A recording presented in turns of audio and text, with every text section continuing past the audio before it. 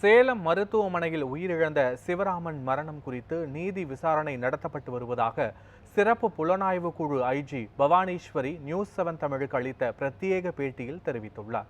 கிருஷ்ணகிரி மாவட்டத்தில் போலி என்சிசி முகாம் நடத்தி தனியார் பள்ளி சிறுமிகள் பாலியல் வன்கொடுமை செய்யப்பட்ட சம்பவத்தில் முக்கிய குற்றவாளியான சிவராமன் கைது செய்யப்பட்டார்.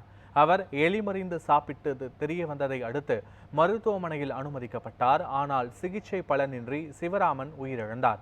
இவரின் மரணம் குறித்து பல்வேறு அரசியல் கட்சியினர் சந்தேகம் எழுப்பிய நிலையில் இது குறித்து நீதி விசாரணை நடத்தப்படுவதாக சிறப்பு புலனாய்வு குழு ஐஜி பவானீஸ்வரி தெரிவித்துள்ளார். இது தொடர்பாக நியூஸ்7 தமிழுக்கு தொலைபேசி மூலம் அவர் அளித்த விளக்கம் பார்க்கலாம். சார்பா விளக்கம் கொடுத்ததுன்னா நம்ம என்ன போடலாம்? அதுதாங்க, அவங்க ஹாஸ்பிட்டல் அட்மிட் ஆயிருக்காரு இல்லையா? ஆபீஸ் ஹிஸ்டரியிலயும் அவர் 17-18 ப்ரீவியஸ் அரெஸ்ட் முன்னாடியே எலி பாய்சன் குடிச்ச மாதிரி ரெக்கார்ட்ல இருக்கு. அதுக்கான ட்ரீட்மெண்ட்டும் டாக்டர்ஸ் கொடுத்து ஃபர்தரா நல்லா ஆகணும்ன்றதுக்காக தான் சேலம்லாம் ரெஃபர் பண்ணிருக்காங்க.